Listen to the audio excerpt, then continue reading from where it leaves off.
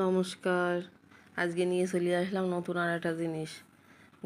এই গরমে আমের সিজনও প্রায় মাঝামাঝি, একটু আম মাখা যদি না খাই তাহলে তো হবে না। তাই আম নিয়ে চলে আসলাম। আম নিয়ে বটিতে কাটা শুরু করলাম। দুপুরবেলা একটু আম মাখা খেতে খুবই ভালো লাগে। আমগুলো ছুলে নিয়ে ডাইসে কুড়াই নিচ্ছি। কুড়াই নিয়ে কাঁচা ঝাল আর লবণ চটকাই দিচ্ছি ভালো করে। এবার ওর ভিতরে দিয়ে দিলাম কয়টা লেবুর পাতা, যাতে সুন্দর একটা ঘ্রাণ আসে। লেবুর পাতা ছাড়া আম মাখা আসলে সম্ভব না। আর দিয়ে দিলাম কাসুন। কাসুন ছাড়াও কোনো আম মাখা ভালো লাগে না। কম হয়ে গেছে, আবার দিচ্ছি আর একটু,